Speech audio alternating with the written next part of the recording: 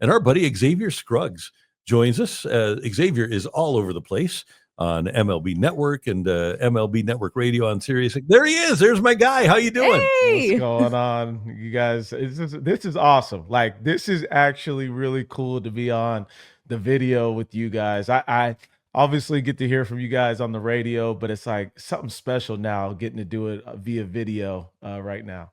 Nice. It's so great having you on, X. So we always love seeing everything that you're doing on social media right now too. You are busy. Just like following you on Instagram right now. You are everywhere right now.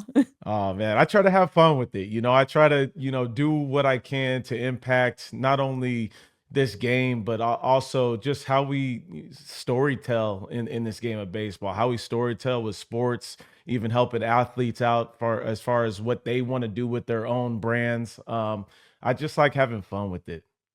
So we'll just start at the beginning with the Cardinals, Xavier. Of course, it's really different seeing their offseason approach of where they're getting ready for this youth movement. They've talked about lowering payroll, and they have done all that. I know that they tried to move Nolan Arenado this offseason, but of course, that was something that they weren't able to do. What do you think of what they're calling this transition time for the Cardinals? Yeah. I was like, I'm so tired of hearing that word reset. But it's like it's an opportunity. And I think it's an opportunity ultimately to figure out what is this Cardinals identity moving forward, right?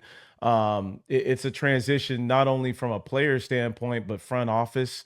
And I think that there has to be some type of culture created to help this identity of who the Cardinals are going to be, not only this year, but moving forward. And I think it's opportunity for optimism, right?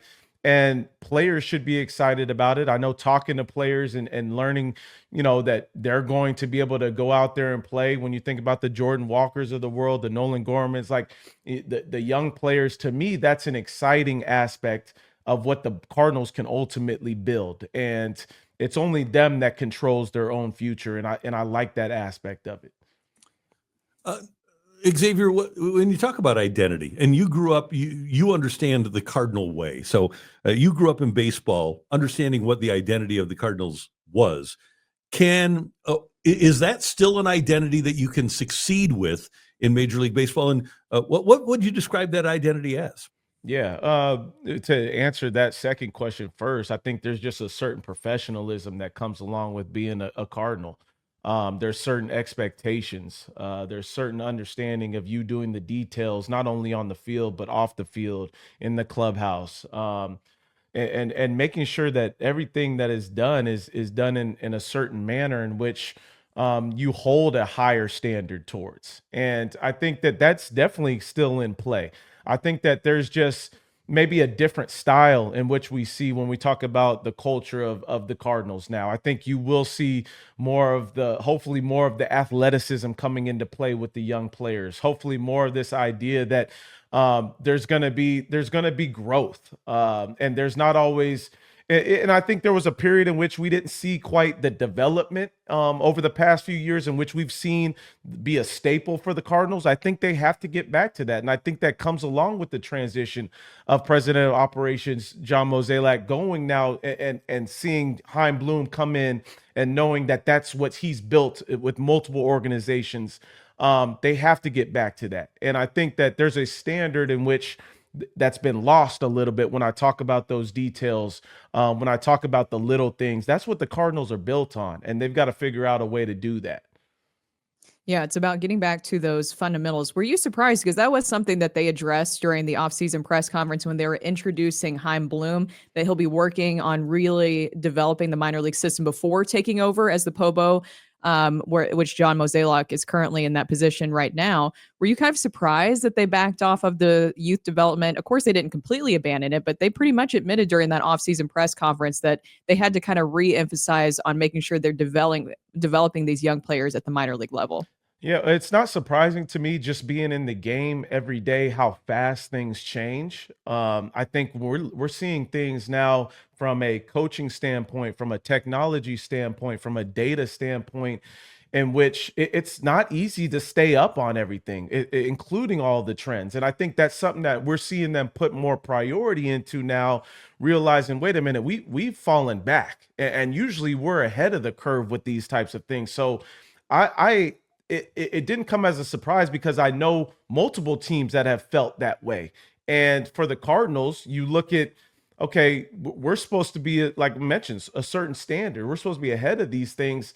Let's figure out ways in which we can do that again. And it's almost a change in which you have to put more than other people into certain, whether that be certain data analytics, whether that be certain coaches that you bring in to start emphasizing more of this as a priority. But it's important. And we understand how important it is to build from within. And even teams that can have the higher market teams that are spending money start to understand, wait a minute, we still have to build this thing from within and make sure our resources are right when it comes to the trends of the game.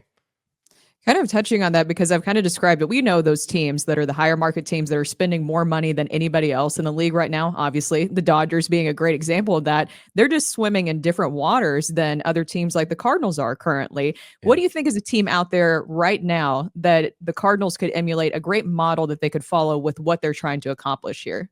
I mean, I look within their own division, and what the Brewers have done has been absolutely unreal. I think about last year, how they've had 20 something starting pitchers, different starting pitchers throughout the course of the year, still demolished teams and finished first in the Central. And then we saw what they did in the postseason. But I just look at what they've done from a pitching standpoint. That to me is when you can feel comfortable enough to trade away your ace and still win the division, like that lets you know what a development system ultimately looks like from a pitching standpoint. And that to me is going to be the difference, is whether or not they start to develop real starting pitching within the organization. We understand Quinn Matthews is a guy that looks like he has the possibility to be something special coming from Stanford. Same thing with Tink Hence. But until we see it on a consistent basis at the big league level, then it's hard for us to believe as Cardinal supporters. So that is the focus. I look at the Brewers, but I also look at, even before the Mets spent money on a Juan Soto and starting to get some starting pitching, I still look at what David Stearns was trying to do when he first came over to the Mets. He said, let's make sure this farm system is being cultivated the right way. Like, let's make sure we're not losing these top prospects the way that we have in the past. So being able to cultivate that farm system is still important to the teams that will spend money, but also the teams that find themselves not spending as much money as those teams. No doubt about it. And just, I tell this story a lot, Xavier, but when the Cardinals were in the playoffs against the Dodgers in 2014, maybe it was 2013, the new ownership had just taken over, and somebody asked Stan Kasten, their president, hey, how does this look for you a decade down the road? And the interview was a scrum in the Dodgers dugout, and he pointed across the field at the Cardinal dugout, and he said, "That's our model right there." And so the Cardinals had it going. Remember, they had brought up Craig, and they had all those developed players within the system, and then traded players, young players that they had developed, so that they could supplement. And that's what, even though the Dodgers have spent a ton on free agency now in the last couple of years, when you look at when they went and got Max Scherzer and Trey Turner, they traded young players. Right. When they needed to go out and trade for a piece, they traded young prospects, and that was it was kind of that model that they were utilizing before they went crazy spending all this money over the last couple of years. Yeah, no, absolutely. And I look at Baltimore right now, right? What they've done with their prospect capital and even developing guys that weren't necessarily first round draft picks. I'm looking at international signings, the same thing. And it's almost like they're sitting on prospects ready to use that as value. That's what the Cardinals have done so well in the past. And I think, yes, that's a developmental issue. It could be partially a draft issue. There's so many factors that come along with it. How they evaluate talent at the amateur level. That's a huge part of it. I know when I was in the system, there was so many guys that were lower than 10th round picks, including myself, that made it to the major leagues and were impactful. The same thing with international signings. If you remember, Oscar Taveras was a guy that wasn't really a huge prospect when he first signed, and then all of a sudden the development system was something that was really huge during that time. So to your point, I think it's so important, not just from a big league standpoint, but also from a value standpoint, because now you can start to get more of the pieces that you're looking for, right? Even if it's somebody that you're trying to, you talked about Arenado earlier, like you're trying to give away maybe that contract or have somebody take that contract. Okay, what can I bring in that stacks the system? What can I do that makes sure my system stays intact? Those are the priorities for me for the Cardinals moving forward. Hey, Xavier, I want you to give me one young position player on the Cardinals, and it could be a guy, it could be a guy that's been here for a year. One young position player. You mentioned Matthews, might be somebody else. So give me a position player that you're really excited about for the Cardinals and a pitcher that you're excited about. Yeah, okay, so I know I know Lars Nootbaar is like slated to kind of be the center fielder, right? Like, is it bad that I think the world of Michael Ciani? Like I literally think that this kid, if he can just hit a little bit, he can be a game-changing center fielder. And with the defense, like I'm so high on what he's capable of doing at 25 years old.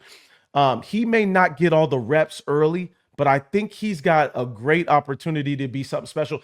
And you mentioned, and if I could just from a prospect standpoint, because I think it's important that like the development of JJ Weatherholt is somebody I think can be an impact player, obviously here pretty soon too. I got the opportunity to host the draft.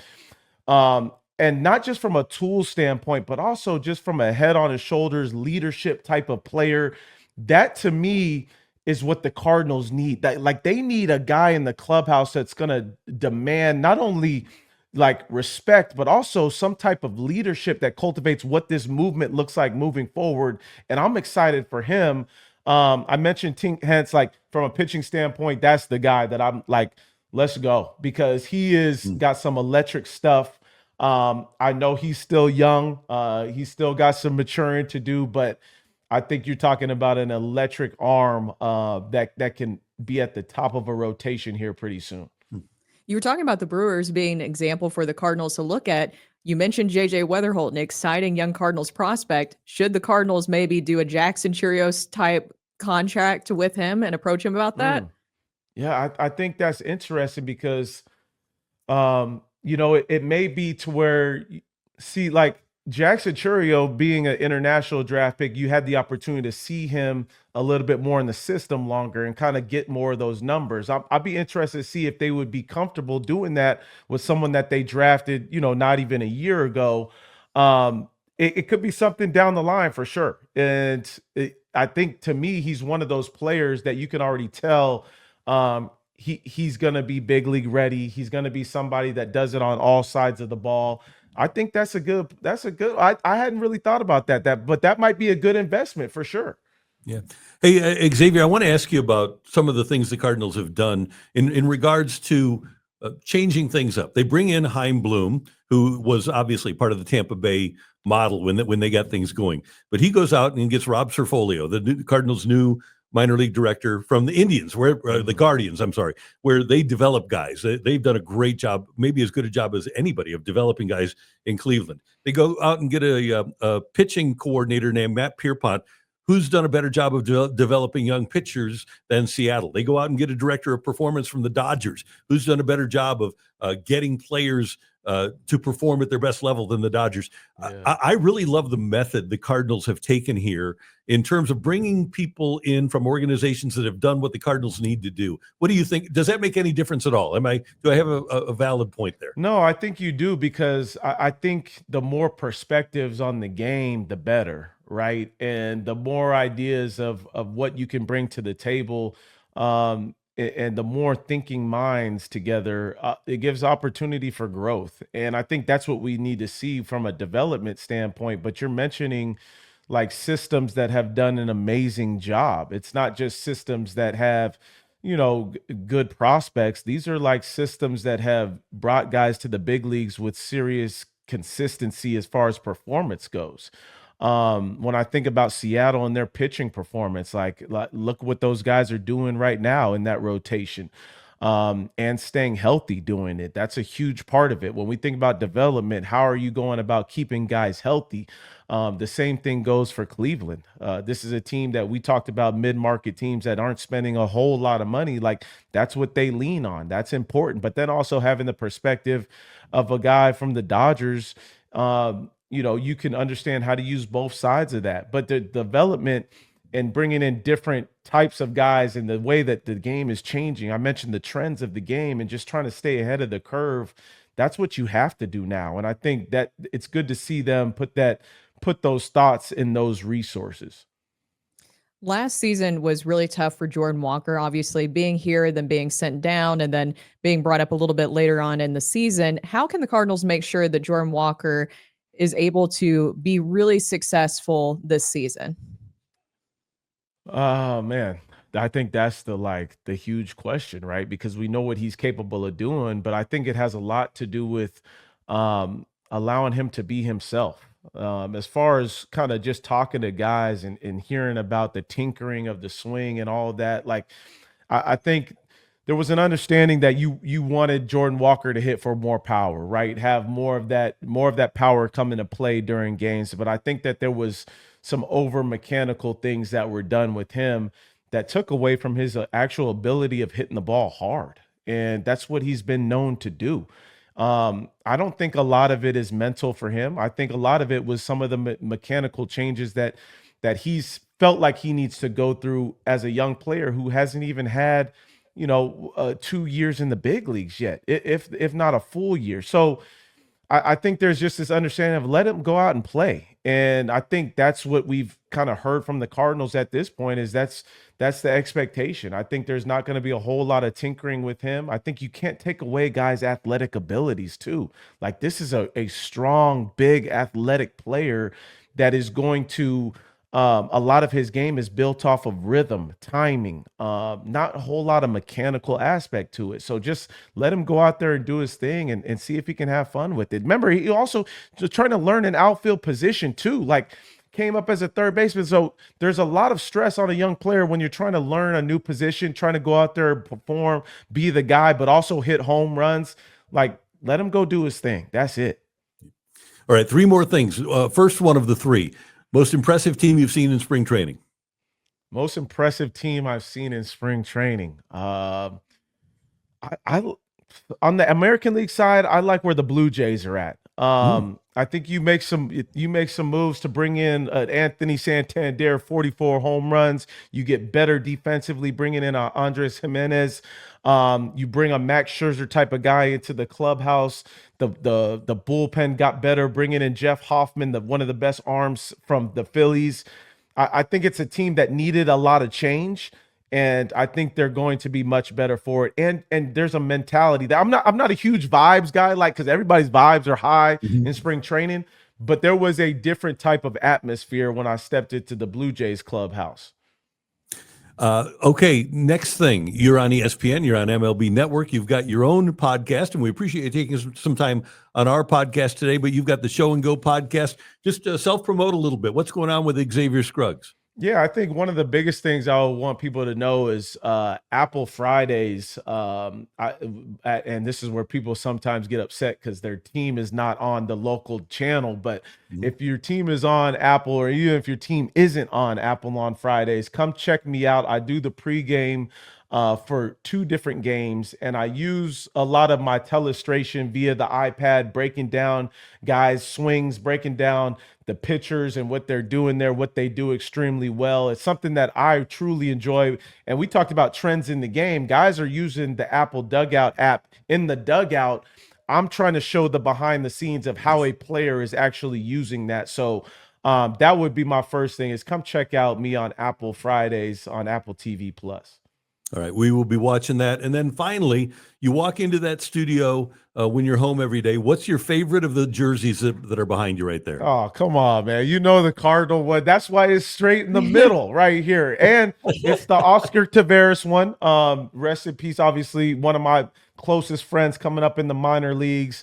And it's just a really special jersey to me because obviously it was my debut jersey, 2014. I just, remember being around Yachty and Wayne O and Holiday. And these guys really just setting the expectation and setting the standard. And it's not just a baseball thing. It like set the expectations of wanting to be the best for the rest of my life. So this one stays right here in the middle all times. Love it. And Xavier, I've watched baseball, as you know, for a long time. And one of the things when I evaluate an analyst, I say, did I learn something? And pretty much every time I watch you on TV or hear you on the radio, I learn something that I didn't know before. And I think that's part of what makes you great, in addition to your charisma and you being just such a great guy. But I love your career. I love where you're headed. No, I appreciate you. And obviously I learn from people like you and enjoy listening to you guys. And, I'm not in St. Louis, so I got to get the information from you guys. I got to learn as much as possible and be able to take it to some of these networks. And I'm very grateful to be able to listen to you guys and now watch you as well. All right, Xavier, thanks. And yeah, whenever you need anything, you got the number, just shoot a text and I'll give you any info I got. Appreciate you guys. Thanks, Xavier. Take care. Thank you. That is the great Xavier Scruggs. You can see him on the Show and Go podcast. You can see him on ESPN, MLB Network, hear him on MLB Network on Sirius XM, and of course on Apple TV, where he's going to provide some great analysis. He's great. It's wonderful because he actually started out, obviously within the Cardinals organization as a player, and now is transitioning into more of this media role. And he's done a wonderful job. I love the Korea jersey that he had behind him too. If you're wondering what the other one was, he also played in Korea, and he's like a mega celebrity over there. Not that he's not a celebrity over here in the States, but in Korea, he is a mega celebrity over there. And him and his family always go back to Korea all the time. He's great. So we appreciate him taking some time with us today.